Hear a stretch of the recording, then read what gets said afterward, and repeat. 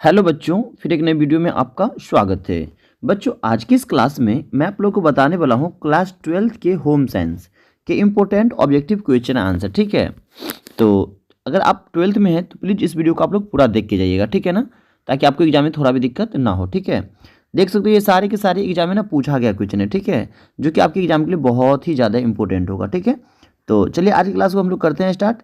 यदि आप class 12th में तो प्लीज़ आप लोग इस सेशन को पूरा देख के जाएंगे। ठीक है, तो हमने इससे पहले 13 तक क्वेश्चन बता दिया है। अगर आपने उस वीडियो को नहीं देखा होगा तो इस वीडियो के डिस्क्रिप्शन में मैं उसका लिंक छोड़ दिया है ना, आप लोग उसको देख लेना। ठीक है, पहले आप लोग इस वीडियो को वॉच कर लीजिए। चलिए, तो आज हम लोग 14 से स्टार्ट करते हैं। तो आज का आपका 14वां सवाल रहेगा, प्रदूषित भोजन से कौन सी बीमारी होती है। ठीक है ना, पीलिया, क्षय रोग, टिटनस, डिप्थीरिया। ठीक है ना, तो आपको मालूम है टिटनस मतलब कोई लोहा का चीज मतलब गरुड़ जाता है ना तो होता है। टीबी ना ट्यूबरकुलोसिस से मतलब एक होता है ना, वो उससे होता है। ठीक है ना, तो यहाँ पे ये नहीं होगा, यहाँ पे आपका सही आंसर हो जाएगा पीलिया हो जाएगा। ठीक है, तो 14 का आपका ए आंसर सही चला जाएगा। ठीक है, चलिए तो हम लोग देखेंगे 15 नंबर सवाल। तो आज का आपका 15 नंबर सवाल था आपका, रिकेट्स किस विटामिन के अभाव में होता है। ठीक है बाबू, तो आपको याद रखना है ये जो रिकेट्स होता है ना बाबू, किसके कारण होता है, विटामिन डी के कारण होता है। किस कारण होता है, विटामिन डी के कारण होता है, अर्थात कैल्शियम की जब कमी हो जाती है ना तो रिकेट्स नामक रोग है ना हो सकता है। ठीक है, चलिए तो हम लोग बढ़ते हैं नेक्स्ट क्वेश्चन की तरफ, 16 नंबर की तरफ। ध्यान देंगे आप लोग 16 नंबर में। तो आज का 16वां सवाल आपके रहेगा, आहार आयोजन किससे प्रभावित नहीं होता है। ठीक है ना, परिवार में लोगों की संख्या से, तो इससे प्रभावित होता है। फूड ग्रुप के प्रति अज्ञानता से, इससे भी होता है। तो यहाँ पे होगा आवाज़ से प्रभावित है ना नहीं होता है, मतलब घर कितना हो इससे कोई फर्क नहीं पड़ता, लेकिन लोगों की जो संख्या रहेगा ना उसी आधार पे आपको खाना वाना का मतलब सिस्टम करना पड़ेगा, बनाना पड़ेगा। ठीक है, चलिए तो आज का आपका 17 नंबर सवाल रहेगा, निम्न में से क्या सब्जियां प्रदान नहीं करती है। ठीक है ना, तो आपको मालूम है सब्जी में जल भी होता है ना, खनिज लवण भी होता है और रफेज भी होता है। ठीक है ना, रफेज मतलब कुछ ऐसे मतलब फल सब्जियां होते हैं ना जिसकी खुया में मतलब कुछ मतलब रेशम टाइप का कोई चीज़ पाया जाता है, हम लोग उसी को रफेज बोलते थे। ये सारे चीज़ होंगे, लेकिन यहाँ पे जो है ना ऊर्जा नहीं होंगे। ठीक है ना, खनिज लवण में क्या होता है, ऊर्जा नहीं पाया जाता है। ठीक है, तो आपका यहाँ पे 17 का बी आंसर सही चला जाएगा। चलिए बढ़ते हैं नेक्स्ट क्वेश्चन की तरफ, 18 नंबर की तरफ। ध्यान से देखिएगा, निम्न में से किसे कच्चा नहीं खाना चाहिए। देखो तो हम लोग फल को तो जानते हो आप लोग, बहुत सारे फल है जिसको हम कच्चे खाते हैं, है ना, कुछ सब्जियां ऐसी होती है जिसको हम लोग कच्चे खाते हैं, फलियां को ऐसे खा जाते हैं। ठीक है ना, लेकिन हम लोग को ना गेहूं को कच्चा नहीं खाना चाहिए। ठीक है, तो आपका यहाँ पे 18 का ए आंसर सही चला जाएगा। ठीक है, चलिए बढ़ेंगे नेक्स्ट क्वेश्चन की तरफ, 19 नंबर की तरफ। तो आज का आपका 19 नंबर सवाल रहेगा, निम्न में से ऊर्जा किससे प्राप्त नहीं होती है। ठीक है ना, तो मैंने आपको बताया था अभी, खनिज लवण से क्या होता है बाबू, ऊर्जा प्राप्त नहीं होता है। ठीक है ना, खनिज लवण से ऊर्जा प्राप्त नहीं होता, और खनिज लवण कहाँ से मिलता है, सब्जी खाने से मिलता है, फल खाने से मिलता है। ठीक है, तो आपका 19 का यहाँ पे बी आंसर सही चला जाएगा। चलिए नेक्स्ट क्वेश्चन की तरफ बढ़ते हैं, 20 नंबर की तरफ। तो आज का 20 नंबर सवाल आपका रहेगा, निम्न में से कौन भोजन को पौष्टिक तत्वों से समृद्ध बनाने की विधि है। ठीक है ना, मिश्रण, खमीरीकरण, अंकुरीकरण या इनमें से सभी। तो यहाँ पे आपका इनमें से सभी आंसर सही चला जाएगा। ठीक है, तो आपका 20 का डी आंसर करेक्ट हो जाएगा। बढ़ेंगे नेक्स्ट क्वेश्चन की तरफ, 21 नंबर की तरफ। तो आज आपका 21 नंबर सवाल रहेगा, गर्भावस्था में किसकी आवश्यकता बढ़ जाती है। जब कोई महिला प्रेग्नेंट रहती है ना तो उनके बॉडी में क्या चीज़ की आवश्यकता बढ़ जाती है, प्रोटीन, कैलोरी, लौह तत्व या इनमें से सभी। तो इनमें से सभी हो जाएगा। ठीक है ना, एक माता के लिए है ना जो प्रेग्नेंट होती है उसके शरीर के लिए प्रोटीन, कैलोरी, लौह तत्व, इन है ना कैल्शियम, इन सभी चीज़ की आवश्यकता बढ़ जाती है। तो आपका यहाँ पे क्या हो जाएगा, 21 का डी आंसर पूरी तरीके से सही चला जाएगा। ठीक है, बढ़ेंगे नेक्स्ट क्वेश्चन की तरफ, 22 नंबर की तरफ। ध्यान दीजिएगा 22 नंबर पे आप लोग, कार्बोहाइड्रेट का सबसे सरल रूप होता है। ठीक है ना, कार्बोहाइड्रेट का सबसे सरल रूप क्या होता है, तो आप लोग याद रखना ग्लूकोज होता है। क्या होता है बच्चों, ग्लूकोज, C6H12O6 होता है। क्लियर है, चलिए बढ़ेंगे नेक्स्ट क्वेश्चन की तरफ, 23 नंबर की तरफ। ध्यान दीजिएगा, तो आज का आपका 23वां सवाल रहेगा, इनमें से कौन गलत है। गलत वाला ऑप्शन ढूंढना है।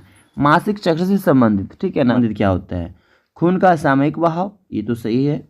बी में हमेशा बहुत कष्टदायक होता है। सी में गर्भावस्था को छोड़कर, है ना, मतलब जब महिला प्रेग्नेंट रहती है उस टाइम को छोड़कर एक महिला की पूरी प्रजनन अवधि में होता है। तो बिल्कुल जब तक महिला लोग प्रेग्नेंट होती है तब तक मतलब मासिक चक्र तो आरंभ होती है, ये भी बात तो सही लिखा है। तो यहाँ पे इनमें से कोई नहीं होना चाहिए। ठीक है, तो आपका 23 का यहाँ पे डी आंसर हो सकता है। ठीक है, चलिए 24 पे सारे बच्चे ध्यान देंगे।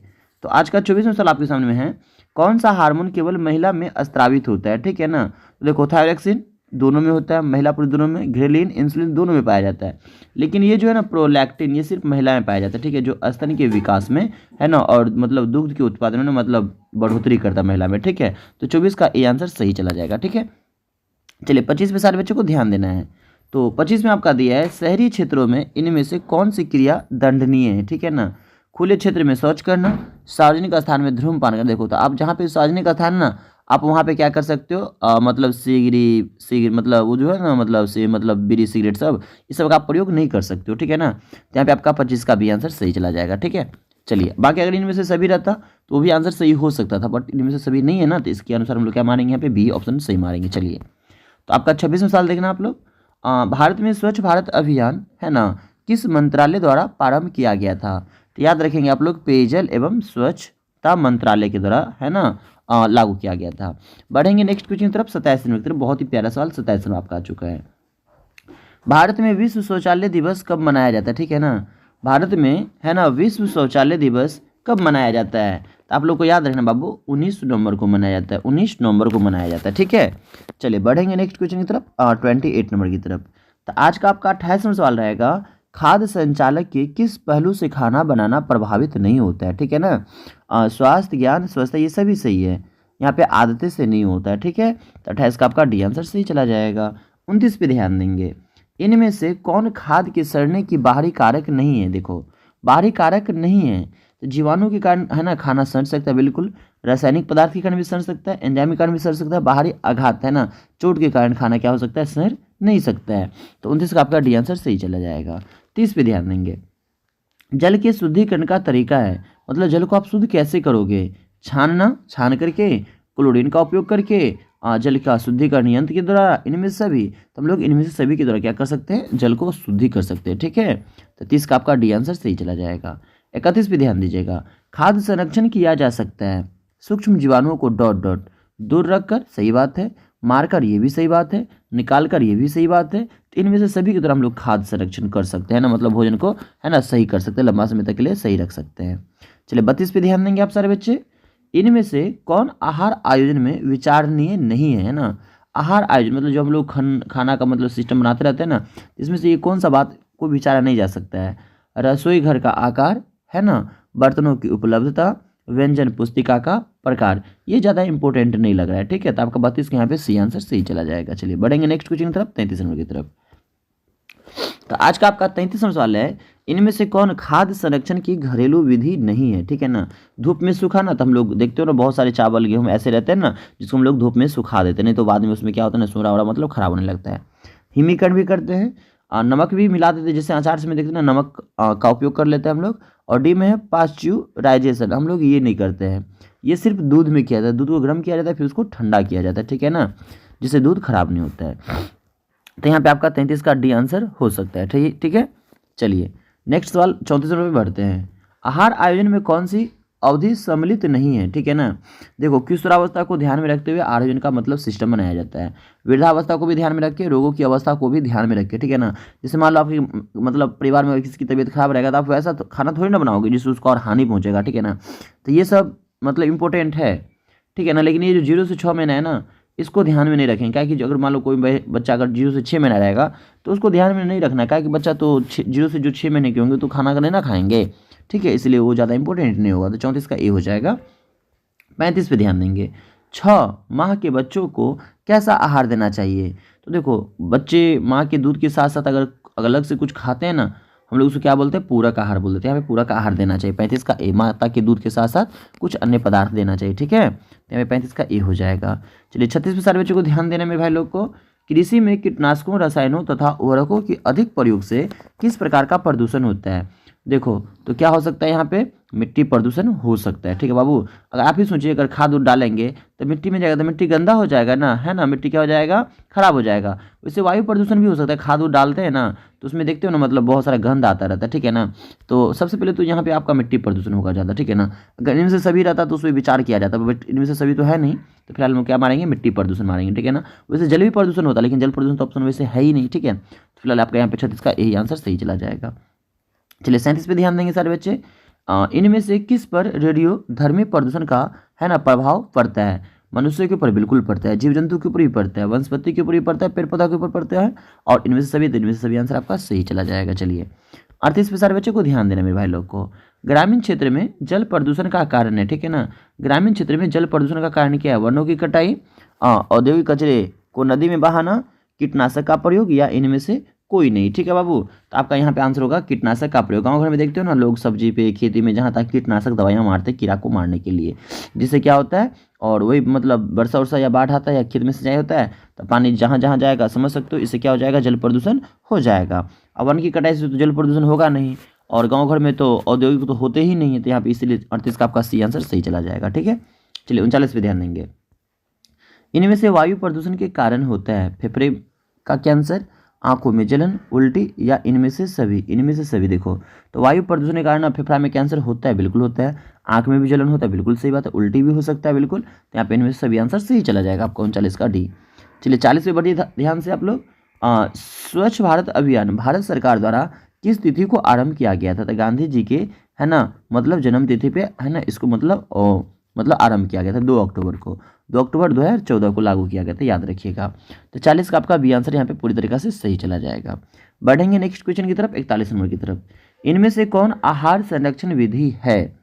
निर्जलीकरण, है ना, मतलब पानी को कम करके, हिमीकरण, विकिरण या इनमें से सभी। तो बाबू रे आपका इनमें से सभी आंसर सही चला जाएगा। ठीक है, बढ़ेंगे नेक्स्ट क्वेश्चन की तरफ, 42 नंबर की तरफ। तो 42 में आपका है एफपीओ मार्क वाला खाद्य पदार्थ है। ठीक है ना, तो ये जो खाद्य पदार्थ रहता है ना, जैसे फल, है ना, ये सब आता है ना, इसमें मतलब एफपीओ मार्क वाला रहता है तो अच्छा रहता है। तो यहाँ पे आपका जैम हो जाएगा। ठीक है, चलिए 43 पे ध्यान दीजिएगा।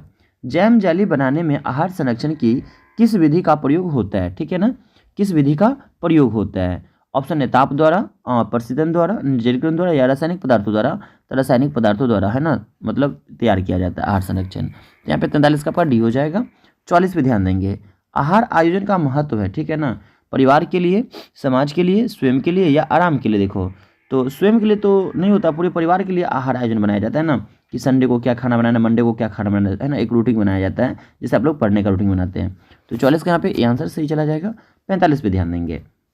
ध्वनि प्रदूषण से होता है, ध्वनि प्रदूषण से क्या होता है? हड्डियों से संबंधित रोग, आंखों की समस्या, चर्म रोग या सुनने की समस्या। तो आप खुद सोच सकते हो, इतना इजी सवाल है। ठीक है ना बाबू, सुनने की समस्या हो जाएगी, जहाँ पे ध्वनि प्रदूषण होगा आपको वहाँ पे कुछ सुनाई नहीं देगा, तो यहाँ पे 45 का डी होगा। ठीक है, चलिए 46 पे सारे बच्चे ध्यान देंगे। निम्न में से कौन सा गैस वायुमंडल को प्रदूषित करता है? ठीक है ना, वायुमंडल को, ये जो हवा है ना, हवा को प्रदूषित करता है, कौन सी गैस है वो? तो याद रखना आप लोग, कार्बन मोनोऑक्साइड। क्या बाबू? Carbon monoxide. ये क्या करता है? हवा को, है ना, मतलब जहरीला बना देता है, याद रखिएगा। चलिए 47 पे ध्यान देंगे। पाक क्रिया से भोजन हो जाता है ना, सुपाच्य, अपाच्य, नष्ट या महंगा हो जाता है बाबू। तो ये सुपाच्य हो जाता है, मतलब हम लोग इसको खाएंगे तो आसानी से मेरा बॉडी इसको पाचन कर सकता है, पचा सकता है। चलिए 48 पे ध्यान देंगे सारे बच्चे। वसा का स्रोत क्या है? देखो, तो वसा आपको घी से मिलेगा, दूध से मिलेगा, है ना, पनीर से मिलेगा, इस चीज़ सबसे मिल सकता है। ठीक है, तो यहाँ पे आपका घी आंसर सही चला जाएगा। ठीक है ना, दाल से प्रोटीन मिलता है, आपको मालूम होगा, है ना, अनाज सबसे कार्बोहाइड्रेट, ये सब मिलता रहता है। ठीक है बाबू, चलिए बढ़ेंगे नेक्स्ट क्वेश्चन की तरफ। आप लोग तो 48 देख ही लिए, 49 पे आ जाइए। देखिए 49 में क्या दिया है? आहारीय मिलावट अधिनियम कब लागू हुआ? ठीक है बाबू, तो याद रखना 1955 में 1 जून को लागू हुआ था। ठीक है, तो डी आंसर आपका सही चला जाएगा। 50 पे ध्यान दीजिए। जल की संरचना होती है, तो जल किस चीज़ से मिलकर बना होता है? तो आपको मालूम होगा, ऑक्सीजन और हाइड्रोजन, इन दोनों चीज़ से मिलकर क्या बनता है? जल बनता है, जिसको हम लोग क्या बोलते हैं? H2O बोलते हैं। क्या बोलते हैं बाबू? H2O बोलते हैं। ठीक है ना, तो यहाँ पे क्या हो जाएगा आपका 50 का ए आंसर सही चला जाएगा। क्लियर है, चलिए 51 पे सारे बच्चों को ध्यान देना है। निम्न में से कौन पर्यावरण प्रदूषण को नियंत्रित करने में, है ना, सहायक है? पर्यावरण को प्रदूषण करने से, है ना, मतलब कंट्रोल कर सकते हैं। आप कैसे कंट्रोल कर सकते हो? फैक्ट्री के धुआं को नियंत्रित करना, ये भी बात सही है। सीएनजी गैस वाहनों का प्रयोग करके, बिल्कुल, इससे, है ना, वायु प्रदूषण बहुत ही कम होता है। ज़्यादा पिलाक, ये भी बात सही है। तो इनमें सभी के द्वारा हम लोग क्या कर सकते हैं? पर्यावरण को, है ना, बचा सकते हैं ना। तो 51 का आपका डी चला जाएगा। चलिए 52 पे सारे बच्चे ध्यान देना।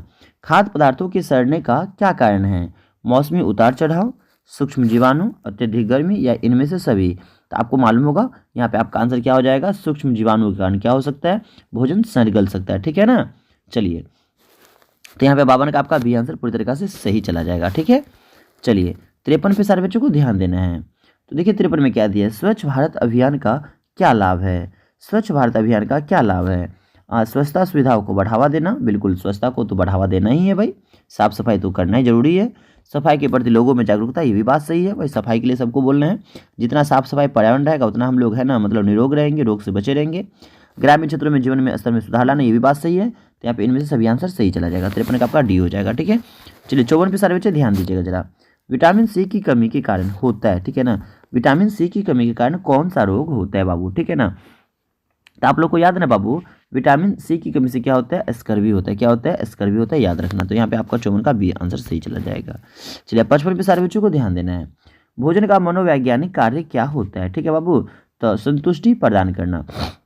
जब हम लोग को प्यास लगा रहता है या भूख लगा रहता है, खाना खा लेते हैं, क्या मिलता है, मतलब बॉडी को ना, मतलब बहुत ही ज़्यादा क्या मिलता है ना, मतलब संतुष्टि मिलता है, अच्छा फीलिंग होता रहता है। 56 पे ध्यान देंगे आप लोग।